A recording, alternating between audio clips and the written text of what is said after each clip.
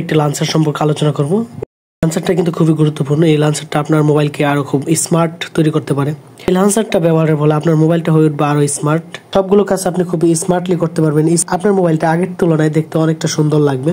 এই লাঞ্চারটা আপনার মোবাইলে যদি সেট করে রাখেন এবং যদি আপনি ব্যবহার করেন, আমার বিশ্বাস যে কেউ যদি আপনার এই লাঞ্চারটা দেখে সে অবাক হয়ে যাবে। তো এই লাঞ্চারটা আমরা কিভাবে সেট করব মোবাইলের ভিতরে এবং এই লাঞ্চারটা কোথায় পাবো সেটা আমি ভিডিও শেষে জানিয়ে দেবো। কিন্তু তার আগে চলুন আমরা এর কিছু গুরুত্বপূর্ণ সেটিং গুলো দেখে নিই।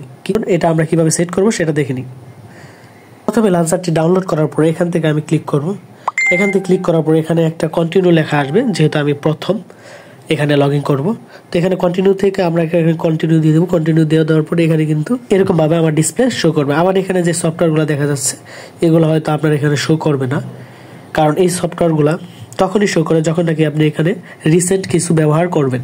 তো এখান থেকে আপনারা যদি এভাবে একটু টাচ করেন, তো এখানে কিন্তু আপনারা এই সেটিংগুলো দেখতে পারবেন। এই সেটিংগুলো আপনি এখানে যে এ লেখা আছে এখানে যদি ক্লিক করেন, তাহলে যত নাম লেখা আছে এই অ্যাপগুলোর যত নাম আছে সেগুলো হাইড হয়ে যাবে, অর্থাৎ এগুলো দেখা যাবে না। আবার যদি আমি ক্লিক করি এই নামগুলো কিন্তু চলে আসবে। উপরে যে আইকনটা দেখতে পাচ্ছেন এখানে যদি ক্লিক করি, এখানে ক্লিক করার পর আমি এখান থেকে আমি চাইলে আমার অ্যাপসগুলো ছোট করতে পারবো উপরেরটা দিয়ে। আমি যদি আমার অ্যাপসের নামগুলো ছোট করতে চাই তাহলে আমি এখানে ক্লিক করতে পারি। অ্যাপস ছোট হবে না, এখন নামগুলো ছোট হবে। আমি যদি চাই যে আমার অ্যাপসের এরকম এই ডিজাইনটা হবে, এরকম দিতে পারি। আবার যদি চাই যে এরকম ডিজাইন এরকম হবে, এরকম দিয়ে রাখতে পারি। এটা আমার ইচ্ছা। তারপর আমি এখান থেকে আবার ডিজাইনটা চেঞ্জ করে দিব। তারপর এখান থেকে যদি আমরা এখানে ক্লিক করি, এখানে কিন্তু আমাদের কয়েকটা অ্যাপস দেখাচ্ছে, অর্থাৎ আমরা রিসেন্ট যে অ্যাপগুলো ব্যবহার করছি সেটা দেখাচ্ছে। এখানে যদি আমি মাঝখানে যদি আমি ক্লিক করি তাহলে কিন্তু এখানে আমার একটা টাইমার দেখাচ্ছে, অর্থাৎ এখানে একটা ঘড়ি। তারপর উপরে যে দেখা যাচ্ছে এখানে অ্যালার্ম, এখানে মিউজিক, এখানে একটা উপরে যে ঘড়ির একটা আইকন দেখতে পাচ্ছেন, এখান থেকে আমি অ্যালার্ম দিতে পারি। তারপরে এখানে আপনার ডায়াল প্যাড আছে, এখান থেকে আমি ডায়াল করতে পারি বিভিন্নই। এখান থেকে আমি বুস্টার করতে পারি, অর্থাৎ ক্লিন করে নিতে পারি। এখান থেকে গান, এখান থেকে আরও অনেক অপশন আছে, আপনারা এগুলো দেখে নেবেন।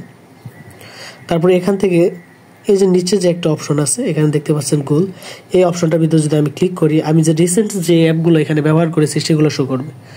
আবার এখানে যদি ক্লিক করি আগের মতোই ঘড়ি চলে আসবে।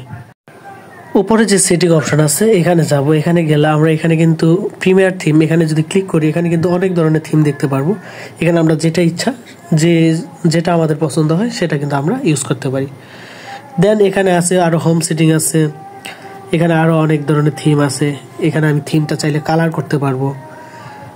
তারপর লাইট থিম, ওয়ালপেপার দিতে পারবো এখানে।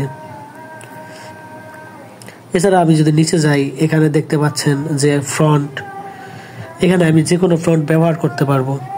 নিচে যে দেখতে পাচ্ছেন লক অ্যাপ, এখান থেকে আমি চাইলে বিভিন্ন অ্যাপ আমার মোবাইলের থাকা সেগুলো লক করতে পারবো, বিভিন্ন অ্যাপ লক করতে পারবো।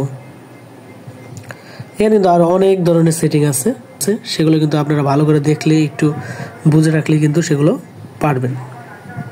তো বন্ধুরা এই ছিল মূলত আমাদের আজকের ভিডিও। আমাদের ভিডিওটি দেখে কিন্তু আপনিও খুব সহজে এই থিমটি সফটওয়্যারটি ব্যবহার করতে পারেন।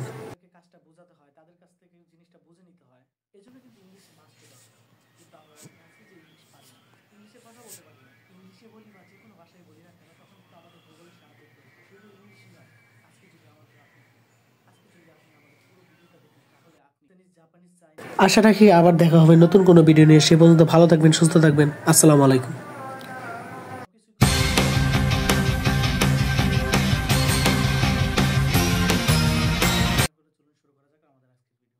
ভালো লেগে থাকে, আপনাদের কোনো উপকারে এসে থাকে